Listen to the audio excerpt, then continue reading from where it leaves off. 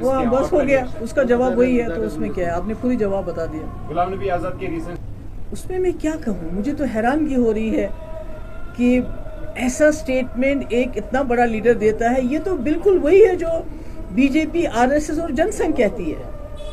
वो क्या कहते हैं, वो कहते हैं तमाम जो हिंदुस्तान के मुसलमान हैं वो एक वक्त में हिंदू रहे हैं, अब इनकी घर वापसी होनी ही चाहिए, और उसी के नाम पे मुसलमानों को लिंच करते हैं। मुसलमान कहीं नमाज नहीं पढ़ सकते, आपने देखा, मुसलमानों के घर तोड़े जा रहे हैं, मुसलमानों की दुकानें जलाई जा रही है, मुसलमानों को खुली तरह से धमकी दी जा रही है कि इनका जेनोसाइड होना चाहिए, मुसलमानों को गोली मारी जा रही। ये जो आज मुल्क में मुसलमानों के साथ हो रहा है, ये तो आरएसएस, जनसंघ और बीजेपी की वही सोच है कि जितने भी मुसलमान हैं उनको घर वापसी करनी चाहिए। और आजाद साहब ने बिल्कुल यही बात कही है। मुझे तो ताज्जुब है, कल भी आपने देखा होगा कि यूपी में एक लड़के, जिससे एक हिंदू लड़की और मुसलमान लड़के ने शादी की, उसके दोनों माँ बाप को लिंच कर दिया गया, मार दिया गया। तो दिस इज वेरी अनफॉर्चुनेट, बड़ी बदकिस्मती की बात है। इतने बड़े कदावर लीडर बीजेपी, आरएसएस और जनसंघ की उस सोच की वो तायीद कर रहे हैं, जिस सोच की वजह से आज पूरे मुल्क के अंदर मुसलमानों की जान जोखिम में पड़ गई है, जान के लाले पड़ गए हैं। मुसलमानों को ट्रेन में कत्ल किया जाता है, मुसलमानों को लिंच किया जाता है, मुसलमानों को, और ये सब गवर्नमेंट जो बीजेपी की सरकारें हैं उनकी पैटर्नाइज में हो रहा है। आज तक तो कभी नहीं सुना है कि सरकारें मकान गिराते हैं, सरकारें मकान बनाती हैं लोगों के, ये तो मुसलमानों के मकान गिरा रही है। तो ये सोच कहाँ से आई? ये तो आरएसएस की सोच है, जिसका बदकिस्मती से आजाद साहब ने सपोर्ट किया है। इसका मतलब ये होगा कि इससे ये जो ताकतें हैं जो मुसलमानों की घर वापसी की बात करते हैं, मुसलमानों के हिंदू होने की बात करते हैं, आप उनको एनकरेज कर रहे हैं कि वो और ज्यादा मुसलमानों पे जुल्म करे। इससे बड़ी बदकिस्मती की और कोई बात नहीं। देखिए, it's not just today that Rahul Gandhi is talking about it. It has been last many years since the Chinese army has come into the Ladakh territory, और कोई 1000 स्क्वायर किलोमीटर से ज्यादा जमीन ली, जो ग्रेजिंग लैंड है, जो घास चराए है, जहां हमारे जो लेह के लोग थे अपने भेड़ बकरियां ले जाते थे चराने के लिए, अब वो लोग वहां नहीं जा सकते हैं। ये लेह के लोग कह रहे हैं, जिसको राहुल गांधी जो है उसको एक्सप्रेस कर रहे हैं।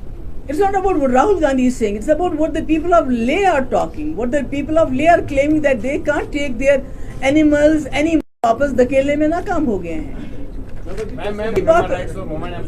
The first thing is that जो मिशाल मलिक है, मैं उसकी कोई वकील नहीं हूँ, वकालत नहीं कर रही हूँ। She is not terror convict like Sadhvi Pragya. Is she? No. Her husband Yasin Malik has been convicted. When a terror convict like Sadhvi Pragya goes around, advocating openly to sharpen your knives, to kill so and so. Even the Prime Minister at one point of time said, when Sadhvi Pragya used very abusive language about Gandhi ji, he said कि my heart is not going to forgive her, but she is roaming outside, like anybody. Sadhvi Pragya जो मिशाल मलिक है, वो तो कोई मुजरिम नहीं है। साध्वी प्रज्ञा की तरह वो मुजरिम नहीं है। यासीन मलिक की तरह उसको किसी दहशतगर्द इल्जाम में मुलजिम नहीं ठहराया गया है। और ये Pakistan, this is something internal matter of Pakistan.